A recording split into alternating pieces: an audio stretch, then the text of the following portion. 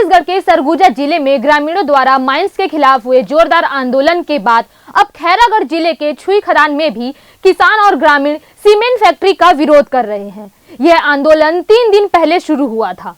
छुई खदान क्षेत्र में प्रस्तावित सीमेंट प्लांट के खिलाफ किसानों का विरोध 7 दिसंबर 2025 को अचानक उग्र हो गया। जो 6 दिसंबर की सुबह तक यह प्रदर्शन शांतिपूर्वक चल रहा था, लेकिन शाम होते होते माहौल तनावपूर्ण हो गया। नमस्कार, आप देख रहे हैं एडिटर जी न्यूज और मैं हूं आपके साथ प्रिया जगत। छुई खदान क्षेत्र में प्रस्तावित सीमेंट कंपनी के विरोध में क्षेत्र के 40 गांव के हजारों किसान और महिलाएं लगभग 300 से अधिक ट्रैक्टरों में सवार होकर तिरंगा झंडा लिए नारेबाजी करते हुए छुई खदान पहुंचे और आज 11 दिसंबर को प्रस्तावित जन सुनवाई को रद्द करने की जोरदार मांग की थी। वहीं इस मामले को लेकर कांग्रेस प्रदेश अध्यक्ष दीपक बैज का भी बयान सामने आया है।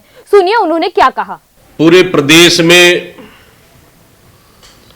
किसान, आदिवासी और गरीबों के जमीनों को लूटने का और हड़पने का काम ये सरकार कर रही है।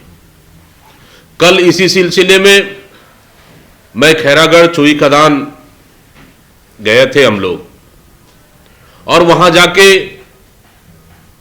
उन प्रभावित किसानों से मिले जहां श्री सीमेंट फैक्ट्री सरकार ने लगाने के लिए अनुमति दे दिया है और 404 हेक्टेयर भूमि अधिग्रहण करना है, जहां शासन और प्रशासन कल 11 तारीख को जन सुनवाई करना था। इसके लिए किसानों के ऊपर, ग्रामीणों के ऊपर बलपूर्वक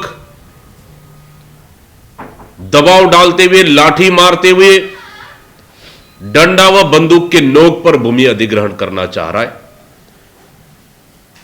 जहां किसानों से कल चर्चा हुई, किसान जबरदस्त आक्रोश और गुस्से में थे।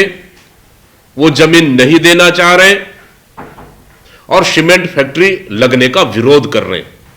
इसका कांग्रेस पार्टी समर्थन करती है और हर परिस्थिति में किसानों के साथ, मजबूती के साथ कांग्रेस पार्टी खड़ी रहेगी। इसी तरह पूरे प्रदेश में, चाहे रायगढ़ के तमनार की बात करें, जिंदल इंडस्ट्री द्वारा, चाहे अमेरा की बात करें, चाहे सरगुजा के हसदेव की बात करें, मतलब पूरे प्रदेश के हर जगह, या फिर हमारी बैलाडीला की आयरन ओर, कांकेर की आयरन ओर, सरकार पूरे प्रदेश में जमीनों को लूटने का, कोल माइंस और आयरन ओर को लूटने का पूरी तरह से साजिश के तहत काम कर रही है और बड़े उद्योगपतियों को फायदा पहुंचाने के लिए सिर्फ गरीबों को बेदखल कर, किसानों को बेदखल कर, आदिवासियों को बेदखल कर, सिर्फ उद्योगपतियों का ये सरकार दलाली कर रही है। वहीं कल साय कैबिनेट की बैठक बुलाई गई थी, जिसमें फैसला लिया गया कि आत्मसमर्पित नक्सलियों के विरुद्ध पंजीबद्ध आपराधिक प्रकरणों के निराकरण वापसी संबंधी प्रक्रिया को अनुमोदित किया गया है। यह निर्णय छत्तीसगढ़ शासन द्वारा जारी नक्सलवादी आत्मसमर्पण पीड़ित राहत पुनर्वास नीति 2025 के प्रावधानों के अनुरूप है। इस नीति के तहत आत्मसमर्पित नक्सलियों के अच्छे आचरण और नक्सलवाद उन्मूलन में उनके योगदान को ध्यान में रखते हुए उनके विरुद्ध दर्ज प्रकरणों के निराकरण पर विचार किया जाएगा। इस मामले पर कांग्रेस प्रदेश अध्यक्ष दीपक बैज का भी बयान सामने आया है। सुनिए उन्होंने क्या कुछ कहा।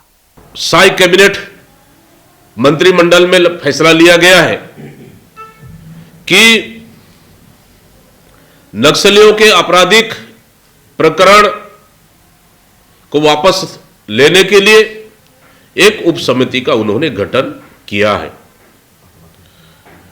लेकिन सरकार बताए, क्या झीरम जैसे घटना, जो देश का आज तक का सबसे बड़ा घटना, जहां हमारे पुलिस के जवान और हमारे प्रदेश कांग्रेस के तमाम टॉप लीडर मारे गए थे, ताड़मेटला की घटना जहां 76 जवान शहीद हुए थे, रानी बोदली की घटना जहां 55 से 56 जवान मारे गए थे, एडसमेटा की जैसा घटना, क्या इन नरसंहारों में शामिल उन नक्सलियों का केस भी वापस लिया जाएगा? क्या झीरम घाटी जैसे घटना में आज भी वो शहीद परिवार आज भी उस घटना के सदमे से उभर नहीं पाए हैं? क्या उस परिवार से चर्चा हुई क्या सरकार की? क्या उस परिवार ने माफ कर दिया क्या उस घटना में शामिल नक्सलियों का? सरकार का क्या रुख है इस घटना पे? ठीक है, सरकार का अपना पुनर्वास है, नक्सलियों के सरेंडर करने का नीति उनकी पुनर्वास है, लेकिन इतनी बड़ी बड़ी घटनाओं पे शामिल नक्सलियों पे और उन शहीद परिवारों का क्या होगा? जो परिवार शहीद हुए हैं, उनका दर्द, उनका तकलीफ, क्या सरकार ने उनको पूछा क्या करना चाहिए? ऐसे केसों पे सलाह लिए? ये सबसे बड़ा सवाल। उसके बाद सिर्फ और उन आदिवासियों का क्या होगा जो सरकार ने, भारतीय जनता पार्टी की सरकार ने जो गांव के निर्दोष आदिवासियों को नक्सली बताकर उन्हें जेल भेज दिया गया। फर्जी नक्सली के नाम से कई ऐसे मामले, कई हजारों आदिवासी हैं जो इस सरकार ने जेल में बंद रखा है। उन आदिवासियों का क्या होगा? सरकार अपना मत सरकार को स्पष्ट करना चाहिए। फिलहाल इस वीडियो पर बस इतना ही। आगे की अपडेट्स के लिए देखते रहिए एडिटर जी न्यूज। और अगर आपको हमारा ये वीडियो अच्छा लगे तो इसे लाइक, शेयर और सब्सक्राइब करना ना भूलें। नमस्कार।